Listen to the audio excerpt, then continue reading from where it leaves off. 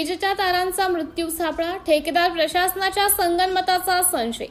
चर्डेनगर परिसरात विद्युत तारा तुटून खाली, सुदैवाने मोठी दुर्घटना टळली। निकृष्ट दर्जाच्या कामांसोबतच शेकडो वर्षांची वृक्षतोड, पर्यावरण प्रेमींमध्ये संताप। उमरखेड शहरातील चर्डेनगर परिसरात 19 मे रोजी विद्युत तारा एकमेकांना घसरून तुटून खाली पडल्याची गंभीर घटना घडली। सुदैवाने कोणतीही जीवितहानी झाली नसली तरी मोठा अनर्थ टळल्याने नागरिकांमध्ये भीतीचे वातावरण निर्माण झालं आहे। स्थानिक नागरिकांच्या म्हणण्यानुसार सोलर पॅनल विद्युत लाईनचे काम अत्यंत निकृष्ट दर्जाचं करण्यात आलं असून सुरक्षेचे निकष पाळले गेले नसल्याने अशा घटना वारंवार घडत आहेत। तसेच या कामांसाठी रस्त्यात अडथळा ठरत असल्याचं कारण देत 100 वर्ष अधिक जुन्या वृक्षांची मोठ्या प्रमाणावर कत्तल करण्यात आल्याचा आरोपही नागरिकांनी केला आहे। विकासाच्या नावाखाली निसर्गाचा समतोल बिघडवण्याचा खेळ सुरू आहे।